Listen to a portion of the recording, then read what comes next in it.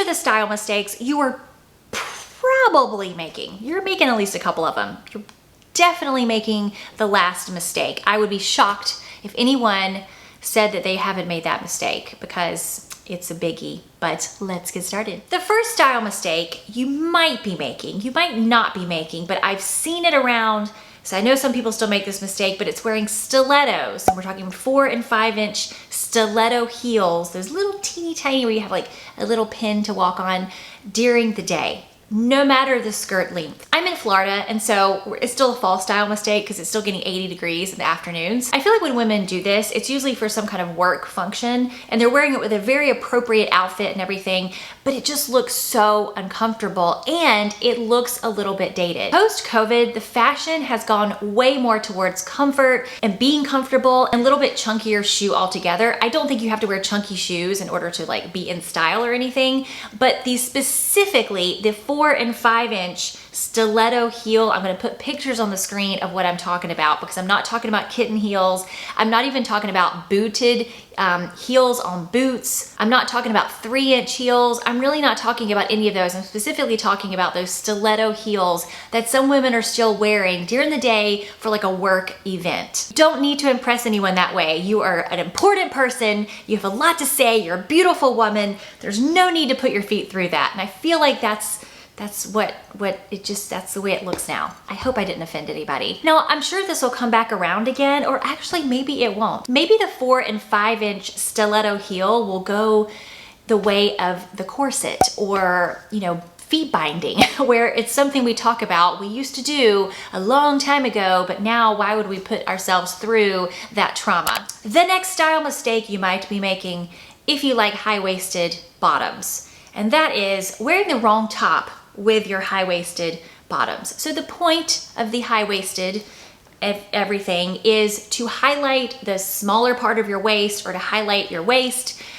give you a waist. For me, it's to kind of flatten out my stomach a little bit. Like, it helps in all those areas. So if you're wearing the high-waisted pant or jean, especially if it's a wider leg or a straight leg, you don't want to wear it with an oversized like tunic that's hitting you at your hips or below your hips. It's gonna look a little bit frumpy and not give you any kind of curves. So if you have one of these shapeless tops that you wanna wear with your high-waisted bottoms, I suggest either tucking it all the way in, doing a teeny bit of front tuck, do a side tuck, do some kind of way, even if you belt it or something, some kind of way that you're bringing it in, kind of way that you're highlighting that high waist part and giving yourself some shape. You may just have to get in your closet and play around with this until you find the right tuck or the right look for yourself. The next style mistake you might be making is not updating your look for the season or to look more current. So we talked about skinny jeans in a video that I will link below, and a new way to wear them. But if you're still wearing your skinny jeans with like the old ways that you were wearing them 10 years ago,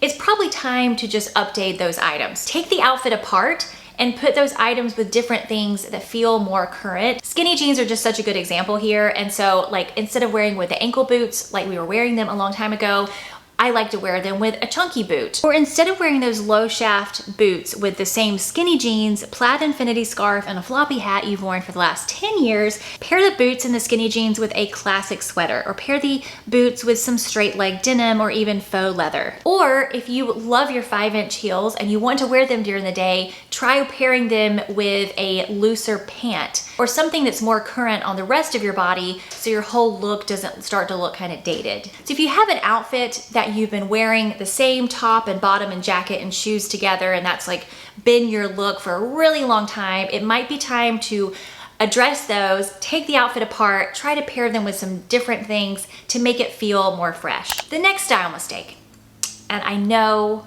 this is going to be like nails on a chalkboard, but I'm just gonna put it out there.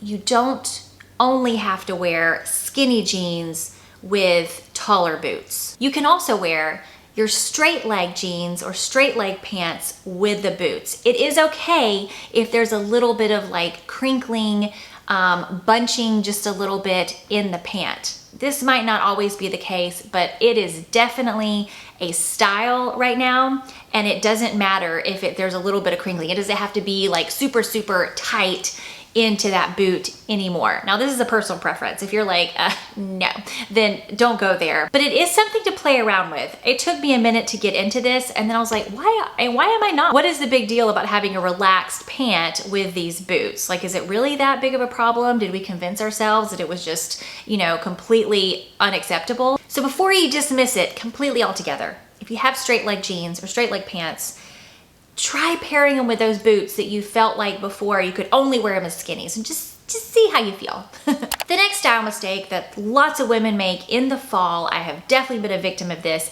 is wearing too much oversized, too much layering, too much oversized. I shouldn't say too much layering, but too many oversized pieces in that layered outfit. Not balancing your outfit can be especially frumpy looking in the fall. So like if you're wearing an oversized blazer or oversized cardigan, try pairing it with a more fitted top underneath. Or if you have an oversized shirt and the oversized blazer or cardigan, try making your pants be a more boot cut or a slimmer fit or something where it's not so wide leg and it gives you some more shape. Another example would be if you have a tunic that's meant to be untucked or left untucked, make sure your bottoms are fitted or with a boot cut or something that gives you more shape. Try to play around with your proportions and make sure you're not just wearing a bunch of oversized everywhere. I know a lot of times women try to wear oversized to cover themselves up. And to be honest, all of us look better when we just embrace our bodies and wear flattering shapes and styles rather than trying to cover ourselves completely up. This next style mistake is not really a style mistake, but I'm throwing it in there. It's random. But it's dismissing denim on denim.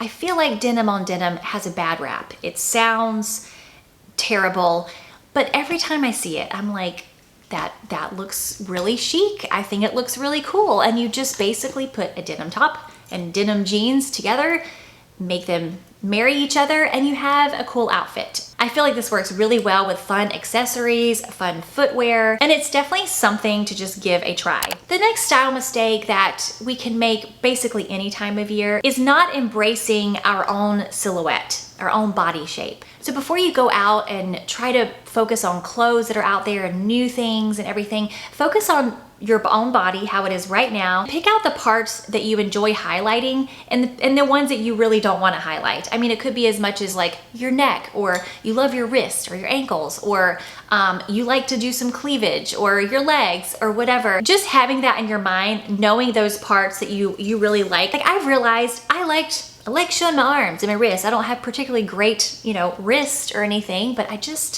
like the way it looks. Like here's, you know, not wrist, and here's wrist. It's magical, right?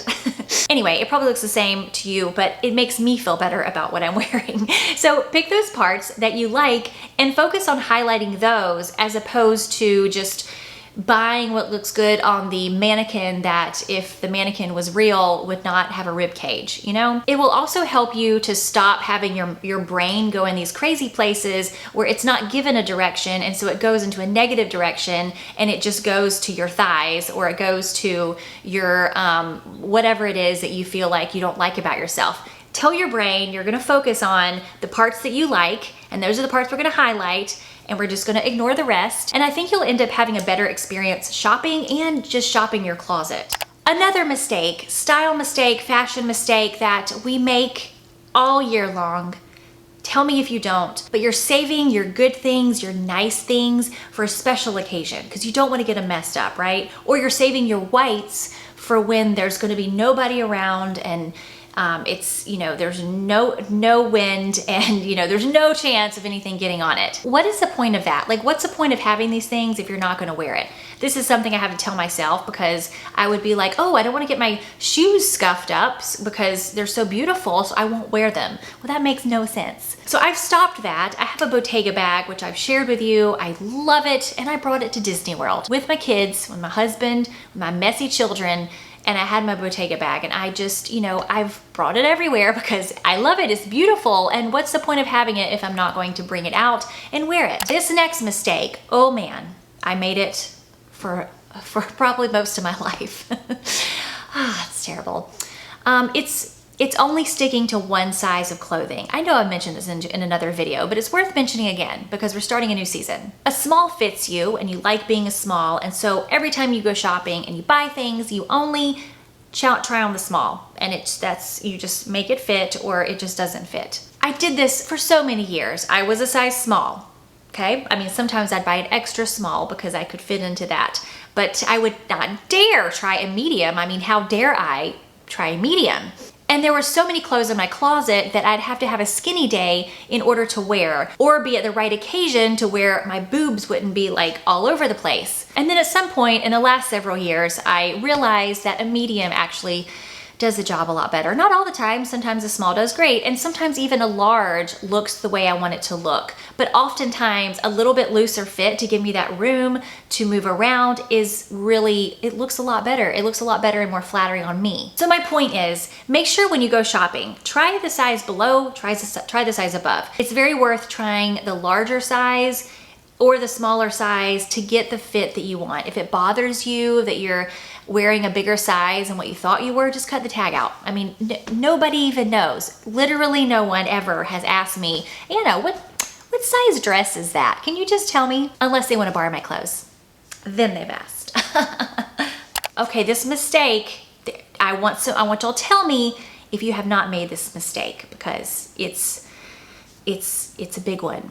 And it's not editing your closet when the new season comes around. You know, when you start putting all your sweaters and your fall and winter things back in your closet because it's gonna start getting cold, and you just put them back there and they're just there. And then you're just like, okay, this is my fall stuff. But you don't actually go through it, try on these things, see how you still like them, see if they still fit, see if they still like, you know, make your heart sing or not. Are you doing that? Because you should. And the reason why is because every season we're like, ooh, what's new? I would like to go buy some new clothes. Before you do that, you need to see what you already have, and you need to see if maybe your style has changed a little bit, but you really want to edit your closet before you put new things in there. Ideally, you only want to leave things in your closet that fit you right now and that you love wearing, and honestly, that makes getting dressed so much easier, and you may find that you really don't need to go shopping at all. Definitely play around in these clothes, pair them with different things, try pairing them different ways. You need a couple of hours to do this. It may sound daunting and like, oh, I'll just wait till I feel like it. But honestly, even if you don't feel like it, if you just start and you go in your closet and just put the things on and just start, the motivation will come. So those were my style mistakes. I would love to know what you think. I hope I didn't offend anyone with any of this. This is all just food for thought, things to think about. You always have to ultimately be the main person that makes the decision about what you wear and what's in your closet. So I hope it helps, and let me know what you think. Give this video a thumbs up if you liked it, or thumbs down if you didn't, and I will see you next time.